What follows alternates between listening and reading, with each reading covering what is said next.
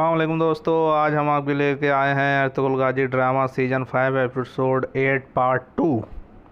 कबीले में छोटी बच्ची कहती है कि वो कौन थे बहन, उन्होंने मेरे बाबा को जहर क्यों दिया। वो कहती है कि हमें यहाँ से जाना होगा और ताकि जाके पता लगाना होगा कि वो लोग कौन थे और हमसे क्या चाहते थे। वो पूछती है इसके अलावा हम कहाँ जा सकते हैं। वो कहती है बाबा ने मुझसे कहा था कि तुम गवर्नर के पास किले चले जाओ।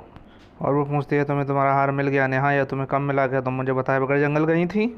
वो कहती है नहीं, मैं नहीं गई थी, मैंने उस्मान को बताया था मुझसे हार खो गया और उस्मान ने मुझे ढूंढ के ला कर दिया। वो कहती है ये हार इतना कीमती क्यों है? बाबा ने क्यों कहा था कि इसी में हमारी निजात है, हमें ये हार लेकर गवर्नर के पास जाना ही होगा। और वो कहती है सिपाही अभी कबीले जा रहे हैं, यही वक्त है यहाँ, हम यहाँ से निकल सकते हैं। और वो दोनों बहनें कबीले से निकल जाती हैं। और इधर एक तरफ एलबल के खातून जंगल में गुंदूस के पीछे जाती हैं, दूसरी तरफ अर्तुगरुल साहब निकलते हैं। इधर गुंदूस कहता है वापस चले जाओ उस्मान, मैं तुम्हें अपने साथ नहीं ले जा सकता। क्या तुम भी मेरे साथ उस इल्जामात के कातिल में मुलजिम बनना चाहते हो उस्मान, या तुम भी उन कातिलों का शिकार बनना चाहते हो? उस्मान कहता है मैं मर जाऊंगा लेकिन तुम्हें अकेला नहीं छोड़ूंगा भाई। गुंदूस कहता है उस्मान तुम वापस चले जाओ, बाबा तुम्हारे लिए परेशान होंगे, ये मेरा मसला है। उस्मान कहता है ऐसा कुछ नहीं, जो तुम्हारा मसला है जो मेरा मसला है सब हमारा मसला है भाई, तो मेरी जान हो मैं तुम्हें छोड़ कर नहीं जा सकता। गुंदूस कहता है हमें कुछ खाने के लिए इंतजाम की ज़रूरत है। तो वो कहता है कि तुम कार में इंतज़ार करो भाई, मैं जाता हूँ और आप खाने के लिए इंतजाम करके लेके आता हूँ। गुंदूस कहता है जाओ फिर और जल्दी वापस आओ, मैं कार में तुम्हारा इंतज़ार करता हूँ। और फिर उस्मान वहाँ से सराय के लिए चला आता है।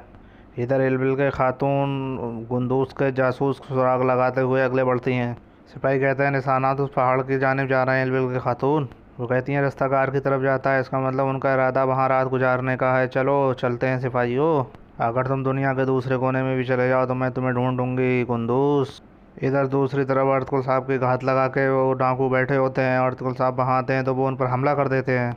और दूसरी तरफ वो दोनों लड़कियां जब कबीले से निकलती हैं तो कुछ जासूस उनका पीछा करते हैं और उन्हें भी जंगल में घेर लेते हैं। वो कहते हैं पकड़ो इन्हें जल्दी। वो लड़कियां कहती हैं नेहा भागो, जल्दी भागो। और वो लड़कियां वहाँ से भागने लगती हैं और पीछे पीछे डाकू भी उनका पीछा करने लगते हैं।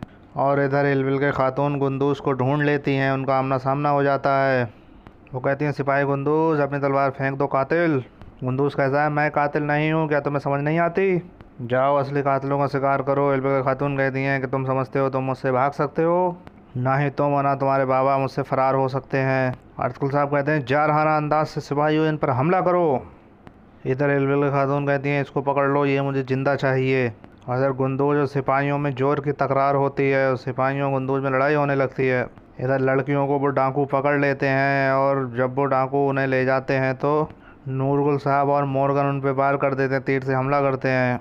वो कहती है नूरगुल साहब कहते हैं मुझे मालूम है तुम गवर्नर यानिस के पास जाने के लिए कबीले से निकली हो और अब तुम मुझे बिल्कुल शुरुआत से सब बताने जा रही हो, लेकिन मुझसे झूठ बोलने का सोचना भी मत। इधर गुंदूस कहता है कि मुझे खून बहाने पर मजबूर ना करो खातून। एलबिल खातून कहती है क्या तुम पहले ही काफ़ी नहीं बहा चुके?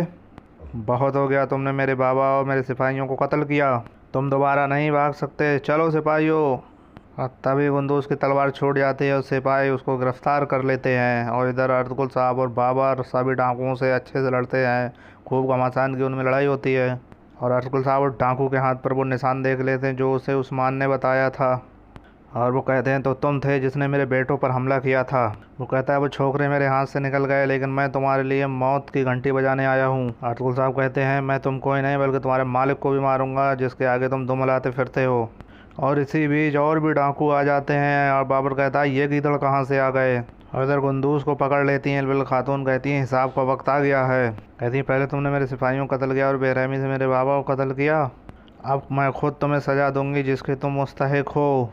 गुंदूस कहता है कि मुझे मालूम है तुम मेरी बातों में रत्ती बराबर भी यकीन नहीं करती एलबिल के खातून, अगर तुमने अपने इस बेलगाम गुस्से को नहीं रोका तो तुम्हारे हाथों एक बेगुनाह का खून होगा। और एलबिल के खातून गुंदूस की गर्दन पे तलवार रख देती हैं।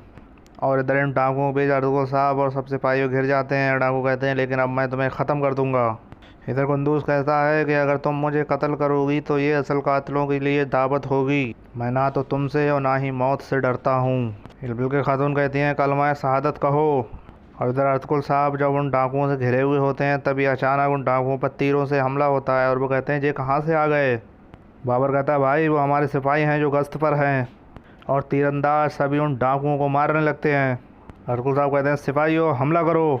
और उस डाकू को पकड़ के अर्तुगरुल साहब पूछते हैं बताओ दरागोस कौन है। वो कहता है वो तुम्हारा डरावना ख्वाब है अर्तुगरुल साहब। अर्तुगरुल साहब कहते हैं बताओ जिसका नाम दरागोस है वो कुत्ता कौन है।